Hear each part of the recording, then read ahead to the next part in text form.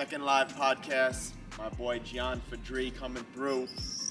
Originally from Zurich, born to Mozambique parents, plays for the Mozambique national team, currently playing in the Swiss Challenge League for a club in Liechtenstein.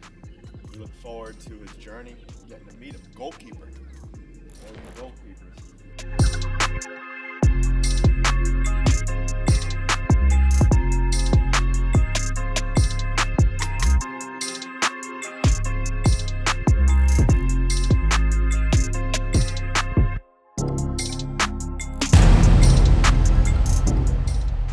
All right, welcome back to the How to Become a Pro Footballer podcast with your boy Rick Fit. Today we got a special guest, Gion Chande. Is that how you say it? Yeah, you call it Gion Chande. Without the E. Gion Chande. Exactly. Welcome to the podcast, brother. Thank you so much for coming here. Thank you for Appreciate it. Hour and a half drive, so 3 hours total. So let's thank him. Let's hit those like buttons. Let's make sure to follow our boy. And yeah. It's going to be a great podcast. He's a goalkeeper, so we already know very disciplined guys. For me, goalkeepers are the most disciplined players on the pitch. That's what I've experienced. So, yeah, let's just get into it. You know, if you could just give us a little background information, you know, where you're from, your age, where you're currently playing, and your position, and then we'll just hop right in. Yeah, for sure. Let's do it. Yeah. Well, I'm Gion Chande. I'm 25 years old now, and yeah, I grew up in Switzerland. My mom's Swiss. My father comes from Mozambique, so I'm a mixture child.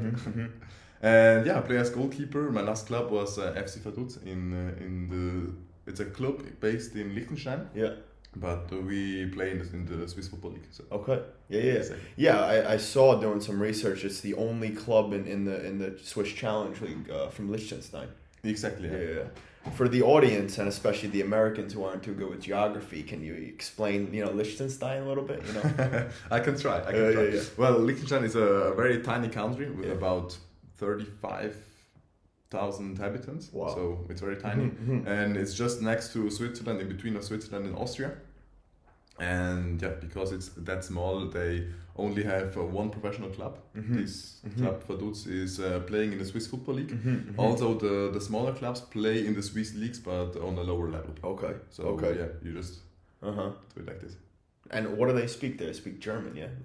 Yeah, exactly. It's German. It's like a mixture of Swiss German and the Austrian German. Okay. But yeah, it's quite similar. You don't have any problems to talk with them. Yeah. Yeah, I mean, we were talking before, I mean, and, as Emiliano and I have seen, through Switzerland, I mean, great place. People seem very, very well educated, clean place. What's your experience been like overall, in Switzerland growing up? I mean, I think it's probably one of the best places to grow up in the world, to be honest. Yeah, this might be, I feel quite lucky to being born here and grew up here. I think... Yeah, I really love it here. It's a cool place with a lot of different faces. I mean, if you go to the south, it's like a maritime flavor.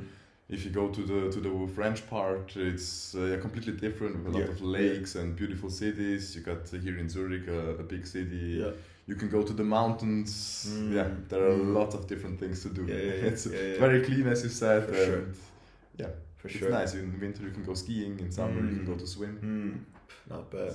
Yeah, so could you take us in a little bit, your career, when you started playing, why you started playing your first couple clubs and then, your transition into the professional game? Yeah, I started playing when I was a small boy, so it's a long time ago. I think, it's also something to meet with my older brother. He also used to play football all the time, so I went with him everywhere in the apartment, in front of the house. We were playing. And then, after this, when I was old enough to go to a club, I started there with about 6 or 7 years, I think. And it's pretty funny that from the beginning on, I was a goalkeeper. Yeah. Because my older brother, he was also a goalkeeper. Okay. And I was looking up to him. Yeah. And do what an idol is doing. Yeah, for sure. Is he still playing or is he stopped playing? No, he stopped. Okay. He stopped, yeah. Okay. Exactly. So, through the ranks, so what youth clubs did you play for? There are some. I started in my hometown. Yeah. My hometown is called Tuzis, and there is like a small village with maybe 3,000 inhabitants. Okay. So not that big. I started there. Then after 2 or 3 years, I went to a group, like a regional group, where are some talents, you can say, mixed together to get a stronger team and play a bit more away than only regional parts. And after about 2 years there, I went to the youth teams of FC St. Gallen. It's a Super League club in Switzerland. I stayed there from the under 12s to the under 15s. Okay. Then the under 15 also debuted for the youth national team in Switzerland, under 15s. And after this year, I went to the FC Basel. Okay. This might be a known club. I went there from the under 16s and stayed there for 5 years. So I went there under 16 up to the first team, where I was there as a third goalkeeper. And so you signed your first pro contract at Basel? Exactly. Wow. And how old were you when you signed? I went there with 15 years to the under 16s, and after this then I signed the contract. Wow. And stayed there for a couple of years. It was pretty cool there. What a big experiences. Also when I was in the first team as a third goalkeeper. We went to the Champions League. And there we even qualified for the round of the last 16s. Wow. It was some big experience, even though I didn't play. Yeah, absolutely. Yeah, so what did you notice? Was there any difference between the St. Gallen Academy and the Basel Academy? Yeah, there were some different. Yeah, I'd say so. Especially when I went there, just the new youth-based campus of FC Basel opened. So I was there for about 2 months, and then the new campus was opening. So there were some perfect conditions you had. You had a lot of good pitches, synthetic pitch as well, ice bathing, and all the stuff like that. Okay. And for me it was clear that if I got the possibility to go there, I have to take it. For sure. And it was also with the education here in Switzerland. It's quite important, I say, to do it in a dual way. Yes. It's also in the US with the colleges and stuff like that. And there was a possibility to do both, like the you say gymnasium? To do the gymnasium and also going on with football. Nice. So when you were at Basel, how does that work? Because we don't have that in the US. When you play for a professional academy, do they have their own schooling? Do they house you over there? How is that as a youth player? They don't have a school by themselves. You go to a regular school where usually there are also like some sport classes. So you just stay in your class with different sports teammates. Okay. And then you got some more possibilities to go to training. Okay. So that's a bit the special way you can do. And for living, they have a campus where there were some different players, about 14 or 15 boys staying there. Everybody had his own room. Then we had some people working there who stayed with us, and also a living room to stay all together. We were always eating together. So it was what was your first? So how old were you when you first moved away from home? Quite young. When I first moved away from home, I was still at St. Gallen, so I was about 13 years old, I'd say. Wow. So I went there to a sports school, which was about 2 hours away from my home. So I had to go there, and from Monday evening to Friday morning, I stayed there with a family who was taking different players to live there, and then the weekends I was back at home. Yeah, that's very interesting. I mean, I don't know if we do that in the U.S., but I know in Germany they do it. I played there. I don't think they do it in Sweden. I'm pretty sure in the bigger footballing countries they do that, where a family, I guess they volunteer to take players on and house them. Is that pretty popular here? Where like families, will they volunteer, and how does that work? In general, I think not too much. Or maybe in the earlier days a little bit more. But I think now there's some kind of rules that the clubs can't take the players from another club. So I think you still could do it, but it's getting more complicated than a couple of years ago. So they want to to keep the boys or the talents where they are in the club. Makes sense. But I think after turning 16 or something, it's yeah. still a possibility to change club. Okay. But first they want to hold it together. Okay. Makes sense. Yeah. And how was it, moving away from home? I mean, at 13 it's not easy. How was the adaptation? Was it tough, or how did you manage it? How did you deal with it moving away from home? Yeah, especially in the beginning, it wasn't easy. Yeah. It wasn't easy to go away from home. Yeah. But all over there, it was like the whole morning I was in school, in the evening I had training, so I was I always had to do a lot of things. Yeah. And also the family I stayed with were some very nice people, so I feel quite at home over there. For sure. And at least always on the weekends I could go back home. So it was a way that I could manage it. For sure. Yeah. For and sure. after this in Basel then, we also got a good feeling over there with the different boys with the same background, you can say. Yeah. So we spent some time together, we had some fun together, so yeah, absolutely.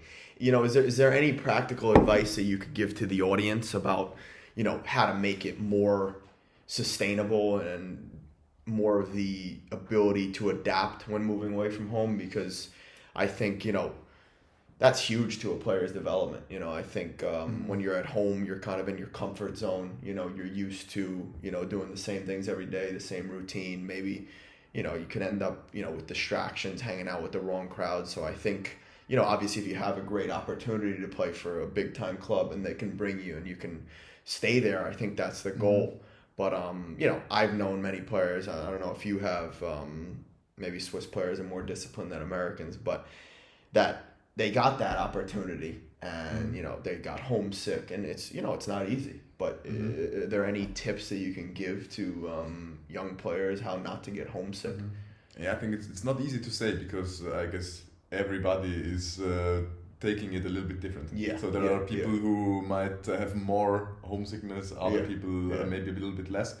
But if you can or if you have some times to go back home, this is an important thing. Sure. And also maybe the family has some time to come over to stay with them. Sure. And nowadays you got lots of the possibilities to do some phone calls, some FaceTime, and like this you find a way, I guess. And also the other people I think are quite important. For sure. It's important that if you go away from home, that some other good people who Absolutely. can help you in the situations. For sure.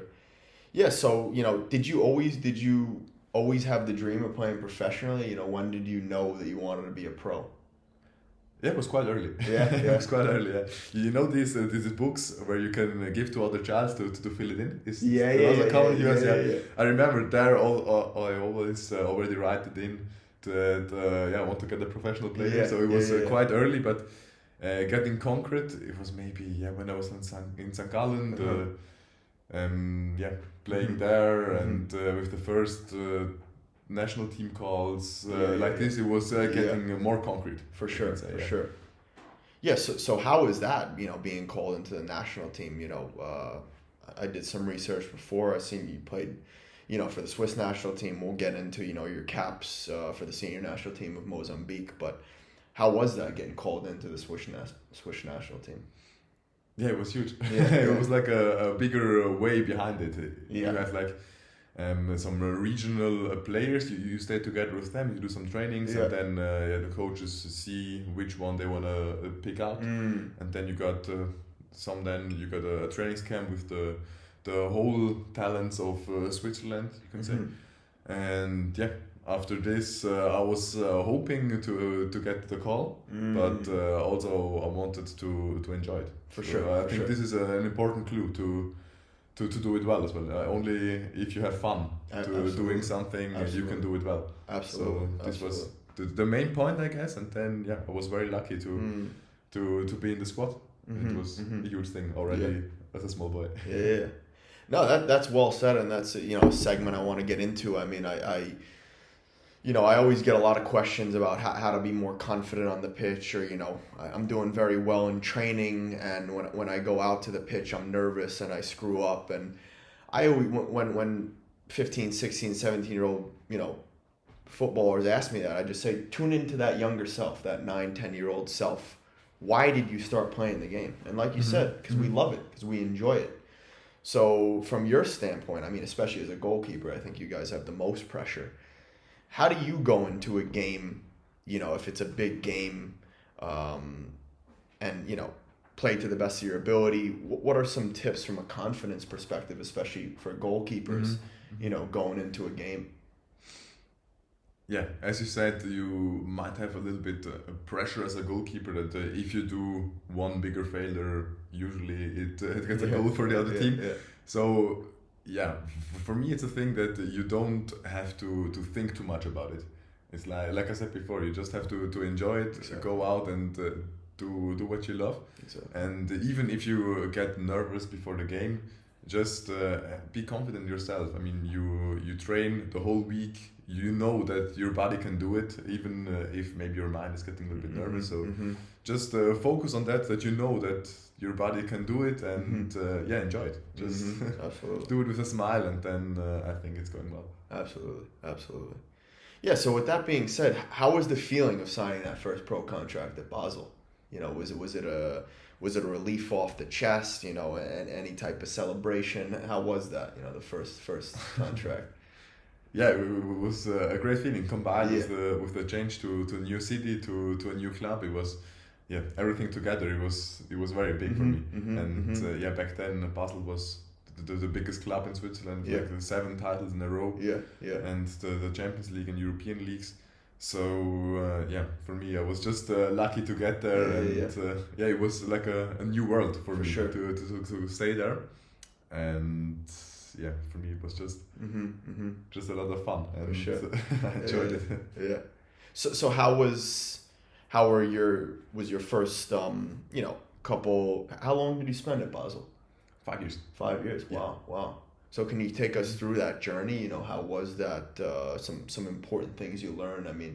I think Giuseppe told me, you could correct me if I'm wrong, you were on the bench at a couple, Champions League games, stuff like that. So if you could just tell us a bit about the journey at Basel. Yeah. I started there the first 2 years or 3 years. I'm not even sure. No, the first 3 years. I also did the school on the other side. So in the beginning it was quite tough of getting up in the morning, spend the whole day in school. Sometimes you also had in the morning trainings. And then spend the whole day in the school. After this you go to training, you go home, eat dinner. If you're unlucky, you have like an exam the next day, so you have to learn some more. So it was quite filled out. Not having a lot of time in the beginning, but even then, I like to do it, so it wasn't a huge problem for me. And then after being in the under 18s, I think I was finished with the school, so I just focused on the football in the beginning. On the sides, I also with some teammates we were on a Spanish course. learning some Spanish, un poco, sí. Okay. And we did it like this. I went to the under 21s there after the first year in the under 18s. I had the possibility to go on loan to another Super League club. So directly after under 18s, with 18 years old, I went the first time to FC Vaduz for a half year to go there to have the possibility to train with the pro team.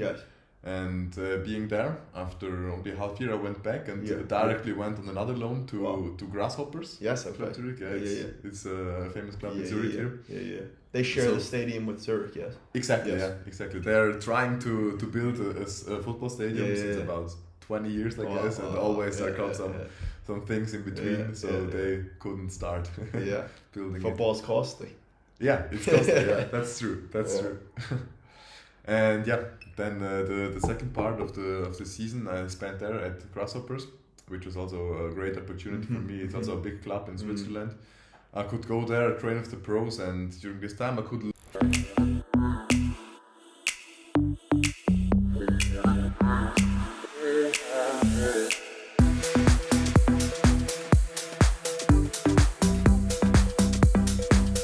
you so much for being here. You can find the app on rickfitacademy.com.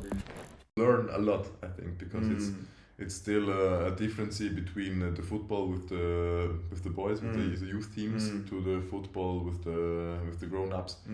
So I think there I could learn a lot of things, especially in the mental part of the game. That's the biggest difference, sure, I'd say. And yeah, after the time in Zurich, I went back to Basel, and there I was. In the beginning, the under 21s, but then the third goalkeeper got injured for a whole year, so I could go there. Wow. And yeah, I stayed there. As I told before, I could play there in the I could be in the Champions League squad. Wow.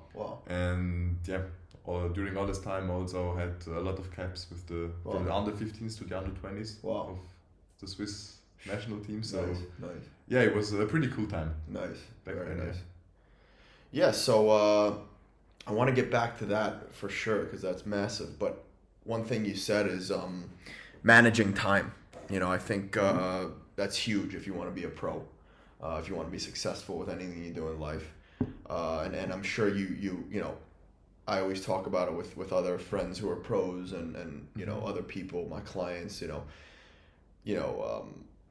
Discipline and football teaches us these key characteristics that are going to help us in other areas of our life, in the future. And obviously you learn it at a young age. How are you able to manage your time, as a big time academy player as well as going to school, because it's not easy.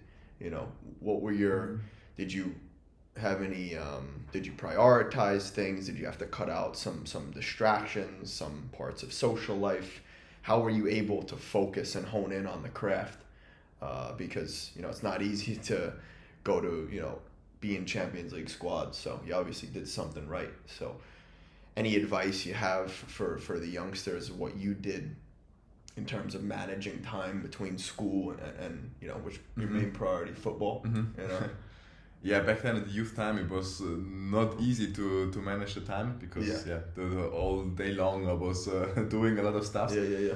So to the part of the football and the school part, it was like I had the goal in football to achieve to go to professional clubs, and on the school way, I really wanted to finish this part of school because it's like the basics to go to university after. Yeah. And for me it was important to do this as well because in football you never have the guarantee that you will turn pro, or you always have to have a plan B. That's a great point. You never know. Maybe one day you don't get a new contract or you get injured. So you don't have any assurance to go on with this, and even if you have a good career, maybe with 35, maybe even with 40, if you do it very well and your body does it, you still live for a long time and have to work for a long time. So exactly. I really wanted to have this basic, and there was a part. And on the other hand, with the football and the school, with the time, the spare time with the friends and the family was a bit more behind. On the weekends I could do it, I could go back home, see my family and friends. But I think this was the biggest thing that I had to take a little bit back. For sure. But my family and friends, they were doing it very nicely. They visit me, they helped me in this way, and also understood it that if I wanted to do that, maybe I have a little bit less time with them, but we still stayed in good contact. So even now today, I spend a lot of time with them, and we didn't lose contact. For sure. Yeah, I mean, I think there's a couple points there. I mean, number one, the real ones will stay around. The ones who are meant to be your friends will stay around. Obviously, your family will always be there.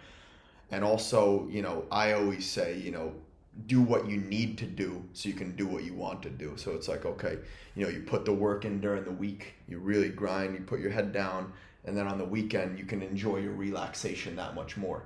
I think when you put the work in, it's so much easier to enjoy the time with family and friends than when you just relax to relax, and I think that's that's something that I embody in myself. It's like when people could think I'm busy on my phone and computer and stuff like that, but when I'm with someone in person, I want to get off my phone and I want to truly be there, feel the energy, hang out, be present. And I think that's so big, and I think it goes a long way to build true friendships and relationships. Yeah, I think it's taking a lot of time, and you also have to be confident in each other. Absolutely. So but the most of them in my back town I know since I was a very small boy, and it was just improving like this, and thanks God that I still have such a good relationship with them. For sure. Yeah, I also want to touch on the Plan B aspect, because there are a lot of people out there, these gurus and stuff like that, don't have a Plan B, this, that. And I'm, I don't think you should, I think football, obviously you have that Plan A, but obviously we know, as pros, you have a lot of off time, and you have time to do other things. And I think also it serves you very well mentally to be able to sometimes take your mind off of the game, because 24/7 football, especially if you have a bad training, if you're not playing, if you have a bad game, it's tough to come back to your apartment, and if you're living alone, which I'm sure a lot of us have experienced, it's tough, to just be inside yourself. Obviously that's the growth aspect, but if you have a Plan B or another avenue, other hobbies outside of football, I think it could really help you mentally. And, I think a lot of, especially a lot of football pundits, it's their job, but, they can criticize from the outside. Oh, he's not playing well because he's got this or that, but they don't realize that I think that other avenue actually helps you on the pitch. So how do you feel about that? For, like you said, in Switzerland, I think, like we spoke about before, it's a, very well-run country. People are educated, so education is put high. But what would you say to young footballers who are saying, no, I'm just chasing one plan A. I don't have a Plan B, and that's it. What would your advice be there? Don't do it like this. Yeah. No, for me, it's clear that you have to have a Plan B, because as I said before, you don't have any guarantee that it will turn out well, and you don't have any guarantee that your body is doing it all the time. If you're unlucky, you get injured, and then if it's very unlucky, it's over then. Yeah. But that's why I say it's better to do something else by the side, because as I said before, if you're a pro afterwards, you also have a lot of free time. Exactly. And this free time you have to do anything, because I say if it's running good in football, if you're playing all the time, if you got a lot of things, then it's easy. Then you go home, you feel like very well. Exactly. But it's not how football is going, or for the bigger part of the players. Exactly. So if you don't play, if you don't train well, you don't feel that well. And then if you get home, it's even better to do anything else. But it don't has to be a school thing. You just learn a different language, learn how to play guitar. I don't know. Exactly. Yeah, exactly. Just do anything for your mental healthy. Absolutely. And also when you train all the time, your body might be lazy after training, but your head isn't. I think it's a good opportunity to do something else. Even me now, I'm doing a bachelor in psychology. Oh, nice. An online school, at a German online school. And it's a good way for me to come home after training, to cut it, to put like the football on the side, do anything else, because like this you get more freshness in your head. Amen. Yeah, absolutely. And like you said before, you touched on really quickly how important it is mentally as a footballer. I think it's very important to be, number one, mentally strong and mentally tough, and then mentally sane. And like we said from the beginning, just being happy. I think that's the most important thing. If you're not happy doing it, why are you doing it? There's no need to force it. So I love the brain, I love psychology, so I think that's massive. but yeah, let's jump back into Basel.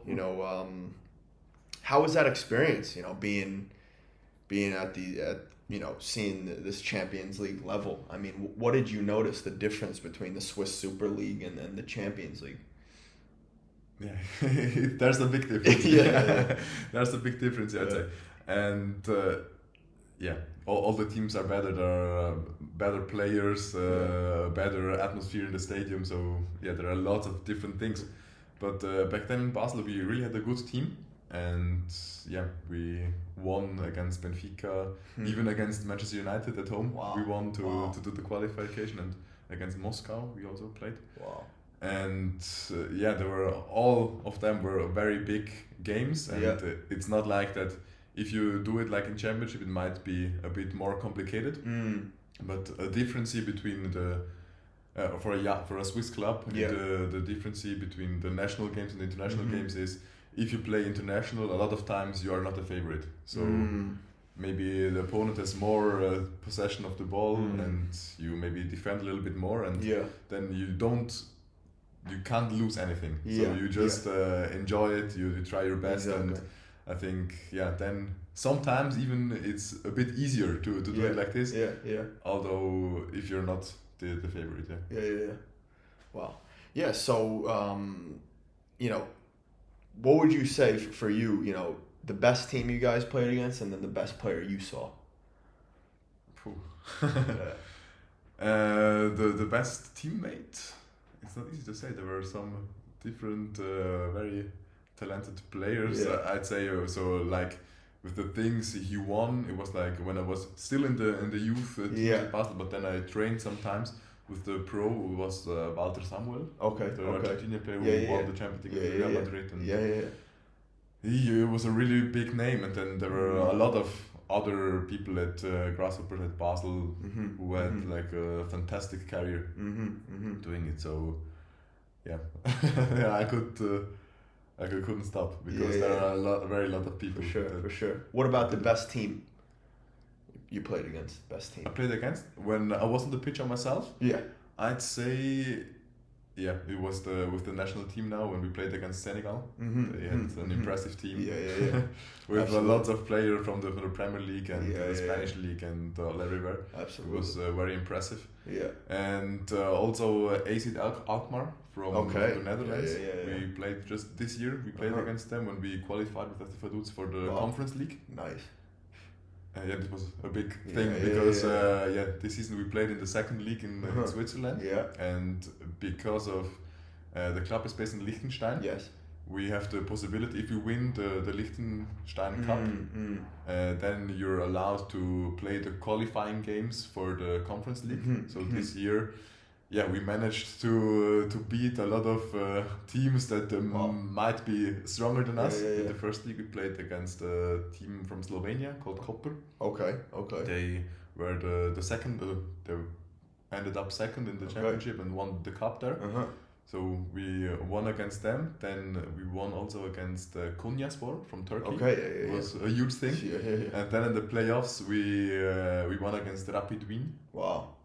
From Austria. So it was quite surprising, and for us it was it was amazing. And then we qualified for the group stage. Wow. And there I could play against Alkmaar and Dnipro from Ukraine. So these were some amazing games for me. Absolutely. So with that being said, did you notice, like, was the pressure different or your mindset different going into these bigger games than maybe league games or other games, or were you still cool-headed? And with that being said, do you have any type of pre-game ritual or routine to get you in the zone and in the flow? I try to go in every game in the same way. I think it's the better to don't make a big difference in the preparation if you play a league game or European game or even a friendly. You have that. You just do it. I try to do my best and play well. So I don't really do any changes between a bigger game and a smaller game. For sure. And I just try to do it like this. Makes sense. Yeah, so let's talk about, the being called up for the senior Mozambique national team. How does that work, for people who aren't familiar? Obviously you played in the youth for the Swiss national team, and then you made the jump there. So how does that work, being called in? Do they call you and, private and say you want to commit to us, or how does that work? Yeah, we after a while we had some contact with the federation, so I was in talks with them, and they were asking if I could imagine to do it, and for me it was clear if I got the opportunity, I want to do it. And more concrete, it was after these European games I played. It was getting concrete, and the invitation came of the federation. First, I had some contact with the team manager who is doing like all the administrative stuff, and also the second coach. And from one day to the other, I got the call up. So it was very nice. I remembered when I got the definitely call up. It was during winter time. And I was walking around with my girlfriend and my dog in the snow, and then he called me, and I was like, Wow. So where is Mozambique, for people, just in terms of geography, where is it on the map? It's in the southeast of Africa. It's a border country to South Africa, so basically it's very down in the south on the eastern side.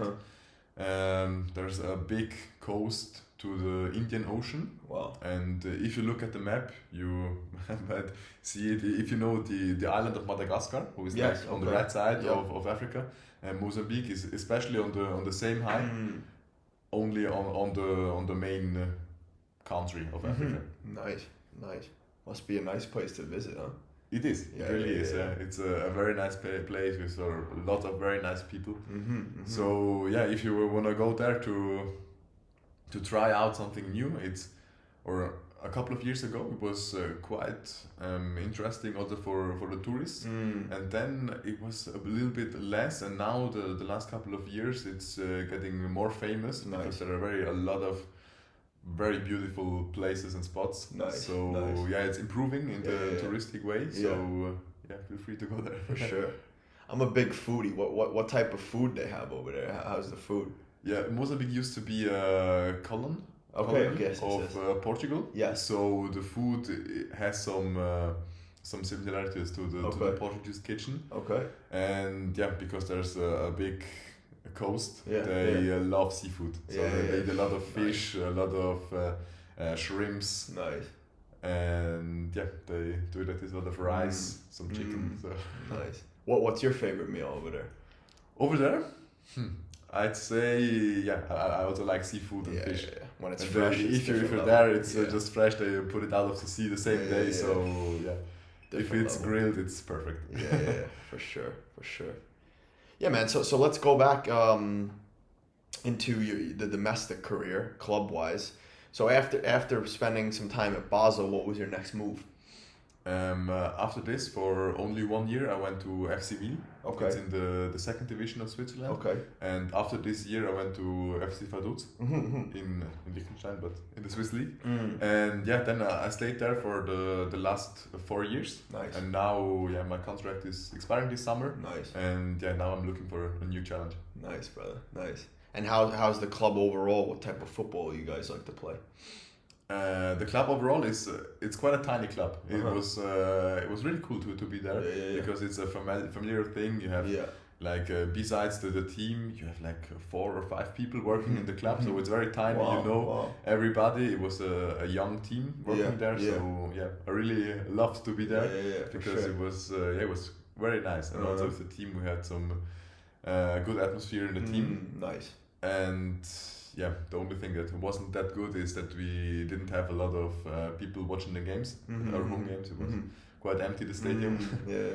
But the football we was playing, it was not bad football, I guess.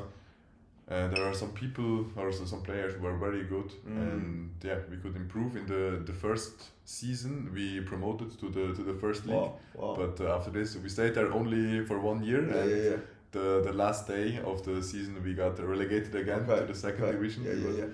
It was hard. And after, we played again in the second league, and the goal of the club is to get again into the first league. Yeah. What's going on? Hope you're having a fantastic day so far, and I hope you're feeling great. When I was 4 years old, I wanted to be a professional footballer, but I never knew how. I didn't know the drills and the exercise. I didn't know how long. I didn't know how to do them. So I created an app specifically for that 4-year-old me. Within this app, you're gonna have access to 1,350 and more videos where I coach you through for at least a minute within each video on how to do each exercise, and then I let you know how long to do it. This app will take you from start to finish in your training session, and I promise you, if you are consistent with this app, you will reach the next level. Today is the time to get started. You got a 7-day free trial on your hands. Click this link below, get in there, and if you don't like it, cancel. You won't have to pay any money, and then I'll never see you again. But I promise you, you will like this app, so I'll see you in there. What's that feeling of promotion? You know, there's probably no better feeling than promoting, you know, working hard and then, you know, promoting to the first league. I mean, I think that's one thing we're missing in the U.S. You know, we don't have promotion relegation. So, I mean, I think a lot of players who might be watching, they've never experienced that. You know, obviously the pressure of relegation and obviously the excitement of promotion. So, what was the feeling of promoting to the first league? Yeah, it was amazing. Because back then it was in the after the half of the season we were on third position, I guess. We were all the time a little bit back. The first got promoted directly, and the second was playing relegation against the not the last but the second last of the first league. So they played the 2 games against each other. So we knew if we want to get to get the promotion, we really have to predate the teams who were in front of us. And after a while we got like into the flow, and we were just winning game after game, even though we a lot of times we didn't play very well, but in the end we managed to win. And that's the most important thing. That's was the most important thing. And after a while, like I said, the last 5 games we had a run of a lot of wins. And the other teams were struggling a little bit, and then it's like we had the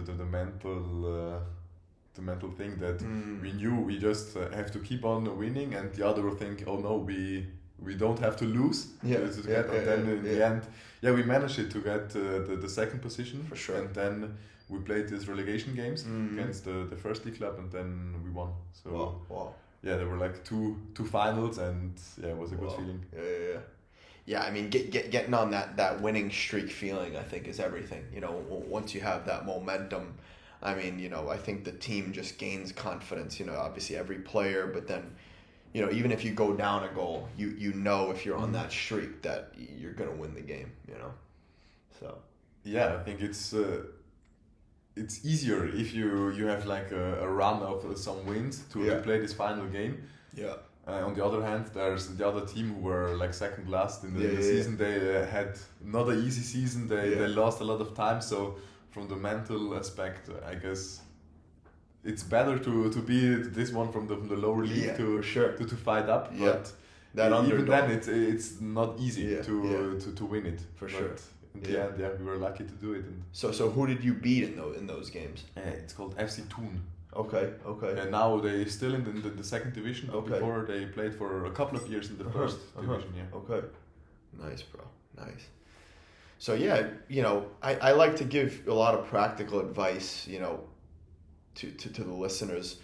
What does a day in your life look like? You know, what time you wake up, breakfast, what you eat for breakfast, you know, training, how that looks, lunch, dinner, just, you know, as specific as possible, just to give the audience some practical advice. It's a bit, every day is a bit different, I'd say, because the trainings, or when we got training, is depending on the match day. If we play on Sunday, we don't have the same week as we play on Saturday. For sure. So everything is a bit other. I say if you got training in the mornings, I get up at about 7:30 a.m. Then I was driving to Vaduz. There we ate breakfast together. Nice.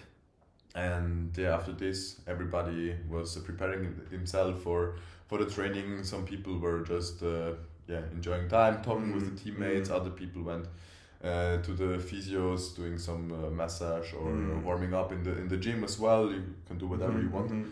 After this, you got training on the pitch. After training, I usually go to the gym again to. Sometimes I do some muscle trainings again, or do some work on the abilities with the knees and the different the foot, the knees and stuff like that. And after this, sometimes we eat lunch together over there, and if we don't, then everybody's eating for itself. So usually I go back home, and then it's quite different. Sometimes I do some school stuff. I also have a dog at home, so I have to walk with him. Sometimes my girlfriend is at home. We spend time together. I go for a coffee with friends. You see, there are a lot of different things. Of course. But you also have to recover in a way.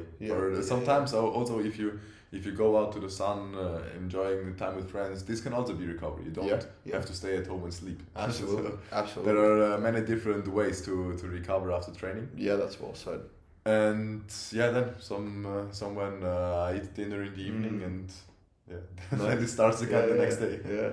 Yeah, like I tell them all the time, it may look sexy on Instagram, pros lives and stuff like that, but it's just the simple stuff done every single day consistently, what keeps you at the level, Exactly, with that being said, what type of gym work are you doing, so maybe you could walk us through a little leg session, a leg session after training, what exercises do you incorporate, and how do you look at the gym incorporating into your improving yourself on the pitch? Yeah, it's a bit different from club to club. There are some clubs who you work very together with the fitness coach of the club. And then sometimes you really have your own program to do whatever he wants you to do, or you do some tests in the beginning of the season, and then you see where you're good at and where you're not as good as you should be at. And then you got a program sometimes to fix it, to keep it up where you're the deficits, and the other thing you have to go on, because you also have to stay on a good level.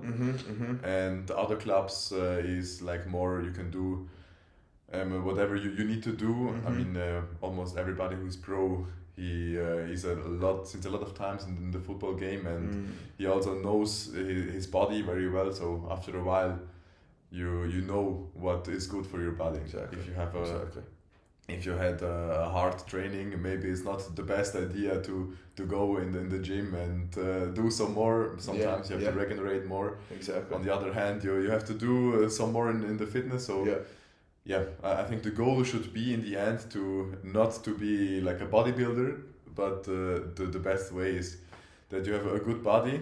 In the first thing, that you don't get injured too much. That's the most important thing. Dude, 100%. And then the second thing is that you can compete on the pitch. That you're strong enough to win a duel. Yeah. Dude, you took the words out of my mouth, you know what I mean? I say that all the time. I think I think especially when we're younger, we go into the gym for different reasons, and then as we get up the ranks in football, we start to train more like a footballer. And I think nowadays, with the right people, we're trying to promote the football strength training and taking care of your body, where you're going into the gym to improve for match day. You're going into the gym to be the best player on match day and get 3 points for your team. You're not going into the gym to do, curls for the girls, to look good on the beach. I mean, curls for the girls. There are some players that do it. Yeah, once in a while it's good. I mean, I do it myself. You want to look good, nice in the jersey, but the majority of your focus should be on football-specific movements that are going to improve you on the pitch. It's just like anything, 80-20. 80% of the time, focus on the things that are going to improve you on the pitch, and then 20% of the time, do the things that you enjoy, do the things you love. I mean, I think most guys, we love going to the gym, getting a nice pump, looking at ourselves in the mirror, some good lighting. We're like, wow, we're looking jacked today, So, you have those days, But most of the time, you want to do stuff to improve you on the pitch. So, I appreciate that. And then another key thing I want to point out that you said is, I think the goal is, take everything, I'm sure you have, from every club and every trainer with a grain of salt, and then try it on your body, experiment, see how you react. And then, like you said, based off your body and your injury history and what you need to work on, you can adapt that. Exactly. Yeah, so I think that's huge. So, with that being said, I mean, you said you do a lot of, injury prevention. And one thing I also want to key in is what you said is huge. We're in the gym to make sure we're staying on the pitch. We're not in the gym to injure ourselves. So I think the number one job of any footballer and strength coach is to make sure that the player is on the pitch, to make sure that you're on the pitch. So I think for me, at the end of the day, if you're lack time, it would be more important to do injury prevention than do the curls. So I think it's important to manage your time well and prioritize what's important to make sure you don't get injured, because that's the way we improve as a player when we're training with the team and then when we're playing matches. Yeah, I think the same. As you said, the injury prevention. This is the most important thing in the fitness or in the gym. Yeah.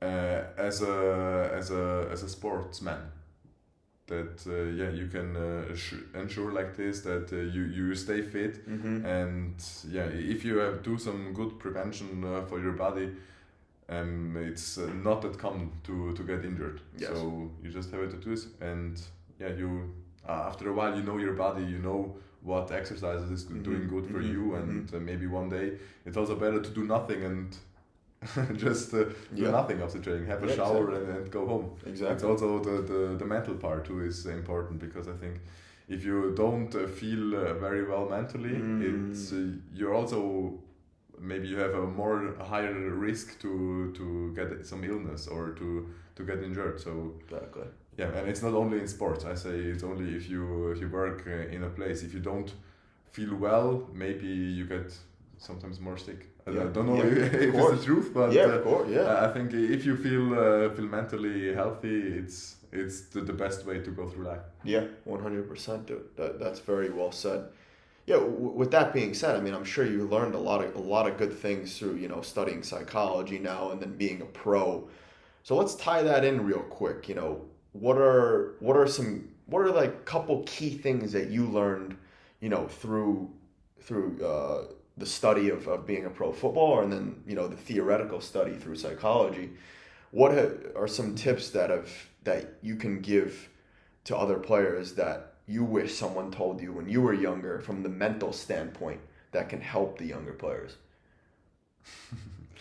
Yeah, it's not that easy. When on my situation, it's not like that everybody has the same view or has the same manners to do it. Yeah. But if I could something to my younger me, it was like, don't take it too serious. Too serious in a way of being nervous and I don't know how to spell it, to say it in English. Stressed.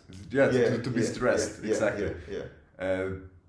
This for me now, I think, will be a good hint for the younger me, just to do it and have trust in yourself and know what you can do and being confident. Yeah. I mean, dude, that's very well said. I actually just told that to Emiliano the other day. He's my one-on-one client for 3 years now. Working online. Yeah. We just met. I brought him to Latvia for 3 months. But I told him, I was like, dude, the older I get, the more I realize that, being calmer and being able to be calm in stressful situations is much, much better than working yourself into the ground, in the gym and being stressed on the pitch. Because I think you play your best football when you're calm and you're relaxed. That's right. And, we see Xavi, we see Iniesta. These guys are small guys, but they're so good with their decision making, with their ability to get into space, with their ability to predict the next action, that I think that, honestly, I could say this right now, I actually think working on meditation, breath work, and the ability to be calm is more important than gym work. Because we see the players, obviously you don't like we said, you don't have to be big and a bodybuilder, you have to have a good body. But I think the best players, you got Busquets. Look at that guy. He's a twig, but he's so good mentally. Gets into the right spaces, controls the game. So I personally think the older maybe I'm just getting to be an old man, but the older I get, the more I realize is, when you're calm, you're happy. When you're stressed and you're forcing things, and you're taking things too seriously, that's when you get tense. And when the muscles get tense, you can't perform. Mm-hmm. Yeah, then you block yourself in a way. Yeah, absolutely. With that being said, any type of stuff that you do for recovery, yoga, breath work, anything you incorporate into your routine? Yeah, I do something like directly after training. If I do like a regeneration lesson, I do a lot of stretching. I work with black roll and just trying to get some calm with that. Yes. And if I turn at home, I just try to do anything else but football. Yes. To go out, to get some freshness in your head. Even though if you just go out, if you enjoy a little bit the nature, then it's already good. Yeah. So I think this is a good way to absolutely to relax a little bit. Yeah. What are a couple of your favorite things you like to do on an off day, or just to take your mind off of football? Yeah, it's depending on the season. Yeah. Summer. So, let's take summer. Exactly. It's the best time. As I said before, there are different seasons. We have the winter when it's getting cold. I live quite a little bit in the mountainside, so nice. Usually we have some snow. We can go to the mountains, nice. Walk around a little bit there. Yeah. So this can be good. You can now in summer. I love to go out, maybe to have a swim, just to enjoy your time. Yeah. And there are some different ways to do it, but sometimes I also like it to just stay at home. Yeah. So exactly. Yeah, I mean, I think what I've gotten from this conversation from you is, you really have a good ability to know yourself. Like Drake said, you got to know yourself,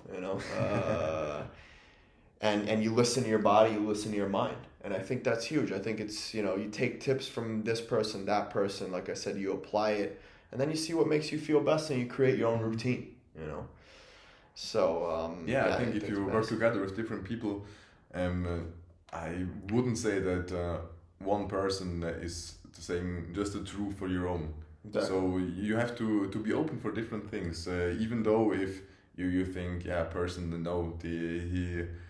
he doesn't have a good idea of the way to handle it, even then he might have some good points, and just listen to it and reflect about it. Absolutely. And maybe you can pick out something for you, and I think this is also needs time. When you're a little bit younger, when I was 15 years old, I couldn't do it like this. But with getting older, with this this time of growing up, it's you just have to be open for different things, pick it up, and see if you can put it in your life. Yeah. Very well said. Very well said, man. Yeah, as we come, towards the end of the conversation, I want to ask you, some specific goalkeeper questions. We get it a lot, and obviously I'm not a goalkeeper, so I can't give specific advice. And what position do you play? Fullback or defensive mid. Okay. Yeah. So I'm helping you out. You're helping me out. Exactly. And any specific advice you have for keepers? If you were to give 3 tips for keepers, what would they be? First of all, trust in yourself. Do it as you do in training, as in game. Make no big difference. And I think this is the biggest thing to improve, because everybody has got the own way to act as a goalkeeper. You can't compare a big goalkeeper who is almost 2 meters high to another goalkeeper who is a little bit smaller. You have to find the way to how you feel the best on the pitch, and then keep working on it, do it with a smile, stay happy with it, and then it's getting good. Absolutely. Yeah, and like I said, the whole conversation radiates something similar. Be happy, enjoy what you're doing, and really just find your strengths, as a player, and really hone in on that, which is what we talk about all the time. So I just want to, we'll end off with a quick fire round, just some questions. So, Yeah, one thing I also wanted to touch on is there anything you can do individually to improve as a keeper if you don't have a good goalkeeper coach, or if you don't have teammates around you? Is there anything you could do individually as a keeper to improve? Trust me, I'm with you. I hate getting sold. Everyone nowadays is trying to sell something and make a quick buck with no promise in the future. That's why when I sell something, I make sure that it's the best thing that I've ever produced. This app is 24 years of playing the beautiful game and 3 years explosively working on this app to make it the best possible thing for you. And I'm not selling you right now. You can get this 7-day free trial, try out this app, see how it works for you, and if you don't like it, just simply cancel. But I know you'll like it, so I'll see you within the community. Yeah, it's also depending on the level a little bit. If you play on a high level, all the trainings are planned to have the best performance on the game day. So sometimes it's not easy to do something more, because if you do one more training, then you might be a bit lazy for the next training, and sometimes then it's planned to have a tough training, so you have to be a little bit careful. For sure. But clearly, if you don't train every day, you have the possibilities to try out, to work on different things. So for me, I always say it's important to keep your quality high. So don't only work on the things you might improve a little bit, but you also have to do it very well on your strength, because in the end, the strength is the quality that picks you up from other people. So if you have a fantastic right foot, don't train only the left foot to improve it. Train also the right foot, and you have a high quality with it. Exactly. Yeah, dude, I think that's very well said. I say that all the time. I say, once you get into that once you've built the foundation as a player, whether you're a goalkeeper or an outfield player, and you have the ability to play at the next level, you got to hammer on your strengths. Like you said, triple down on those strengths. And you want to improve those weaknesses slightly, but the strengths are what are going to help you stand out. And then when you get on the pitch, you kind of want to shy away from the weaknesses a bit, and then just hammer on your strengths, because that's what's going to make you stand out and help the club and the team. Yeah, man. So next question I want to ask. I mean, you said you've been to a lot of clubs, and obviously, through Switzerland, Liechtenstein, Mozambique national team, Swiss national team. Obviously, similar environments, but not every environment provides the same sort of comfort and safety. What would your advice be to young players going into new clubs, whether they're going in to sign for the first time or they're just going in for a trial? What would your advice be to help them get more comfortable into the environment? Because personally, getting myself more into the director role, I'm closer with the coach, and we see, how new players react with the team. And it's not even just about their ability, it's how can they fit into the team emotionally and as a guy, as a man. So what would your advice be to fit in smoothly, Being open to the other people. So just be open, try to talk with them, that you can start a conversation, that you get to know the people more. And you can say here in Switzerland it might be a bit different to other places, because it's not the biggest country, and so we don't have a lot of pro clubs. So if you change a team, usually you already know some players that you maybe already played together, or you played a lot of times against each other, so you know them a little bit. And to fit in the team, it's I think if you're open, it's a good way. And also me, when I was now in Vaduz for a longer time, always tried to help the new players. So if a new player comes, I was always the person who's going to it to talk a little bit with this person, to feel him more comfortable, and maybe to make it more easy to join the group.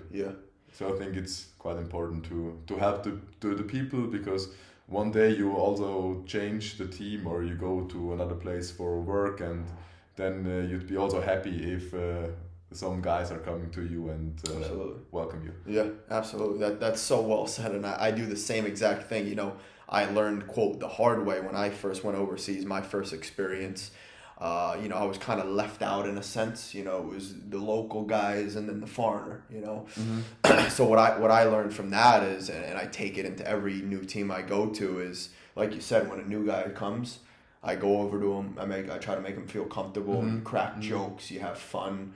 And then, you try to feel out his personality and make him feel at home because, you know, I think like we said from the beginning of the conversation, the most important thing is being happy mentally there and being confident. When you have those couple things, you could play your best football.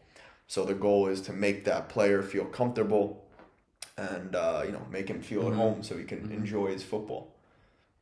Yeah, I'm totally with you. This can help. For sure. Yeah, last question for the day. You know, obviously as a pro, you know, there are many ups and downs. It's a roller coaster of emotions, highs and lows. And I think one of the toughest times is, you know, being out of contract, looking for a new club and that uncertainty. So how do you deal with that? How do you deal with the uncertainty of not having a definite contract and you know, being out of contract? What's your thoughts from yourself, you know, mentally? What do you tell yourself to deal with that? Yeah, it's not an easy situation, I'd say. Because right now I do have possibilities, but I'm talking with clubs, but even then it's not sure that it will be fixed in the end. So yeah, it's not that easy because you can only influence that by your performance on the pitch. So now it's quite an open situation. If you think a lot about it, then it's quite hard because then you think too much and you get in the spiral and you don't see an end. So I try to put my best way to be in contact with the people I know that might help me. But in the end, it's just hoping, finding a good solution. For sure. But you also have to be a little bit confident to it and to take it as it will come out. For sure. I appreciate the time, man. You know, last question I want to give is, you know, you told us before about, you know, what you tell your younger self, but, you know, with all the knowledge and all the experience that you have, what would you tell your younger self? What age would you go back to? And what would you tell your younger self? As I told before, the only thing I'd say is don't take it too serious.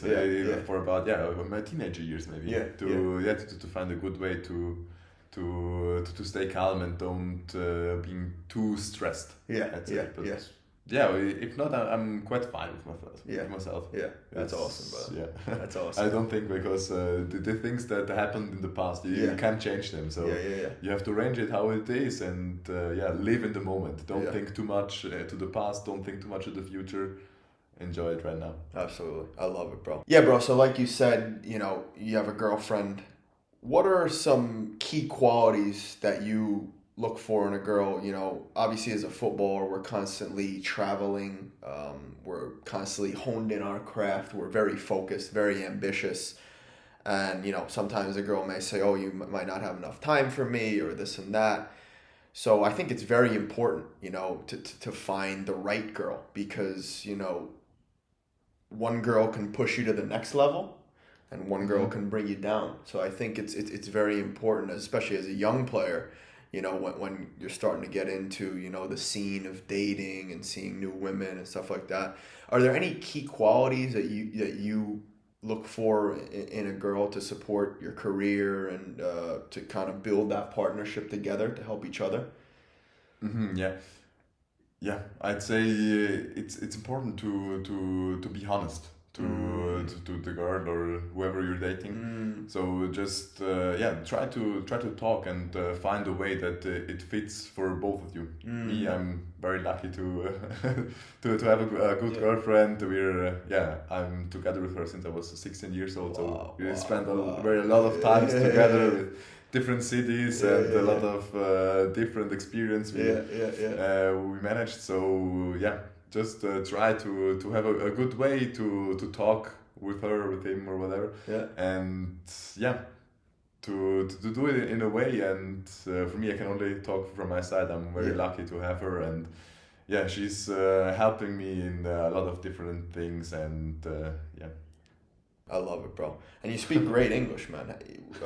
Really, you conversate very well in English. How long have you, when did you start learning English? You guys learn English at an early age in Switzerland? Yeah, I think it changed. The system of school of learning different languages is changing. It had changed a couple of years ago. Yeah. I started to learn English in the first Oberstufe, it's called here. Yeah. It's the age of about 12 years, I'd say. Wow, so is it high school in the US with 12 or elementary school? Elementary school, okay, or maybe middle school. I don't even know anymore. I think somewhere then they started. Yeah. But nowadays when I was in school, we started with the first foreign language, which is a language in Switzerland. Yeah. Depending on the region where you're living. Okay. I grew up quite in the southeast of Switzerland, and it's not too far away of the Italian part. So the first foreign language we learned was Italian in school. Wow. And now they changed it that English is the first language you start learning, and only after this you start the second language, depending on the region. It could be French or Italian. Nice, bro. How many languages do you speak? I speak, the best is the native language for sure, German. How many? How many? Yeah. Then I have French and English. I'd say it's about the same level. I can also have a good conversation in French and in English. Then I could also survive in Spanish and Italian. Wow, bro. Good and for you, man. A little bit of Portuguese, but I have to improve it. Language is power, man. Power. Ich kann ein bisschen Deutsch. Ich habe in Deutschland gewohnt für 3 Jahre. Ah, really? Yeah, so. I didn't know. Where in Germany? Nürnberg. In Nürnberg? Yeah, South Germany. Yeah. Ah, cool. Aber du sprichst gutes Deutsch. Nicht schlecht. Muss mehr reden, ne? Das war 8 Jahre vorher. Aha, ja. Aber wenn du es nicht mehr sprichst, dann du vergisst es schnell. Aber bro, thank you. If they want to follow you, if they want to find you, Instagram, Twitter, where's the best place? Maybe to ask you questions. I'm sure goalkeepers will reach out. Goalkeepers. Feel free to ask anything you want to. I will reply. And what's the best place? The Instagram handle. I think it's Instagram. Yeah. Okay. I think so I'll drop that below. Guys, thanks so much for watching. Thanks to Gion for coming out here, 1.5 hours, 3 hours total. We appreciate your time. If you like the video, make sure you hit that like button, hit that subscribe, and we will see you in the next one. Deuces.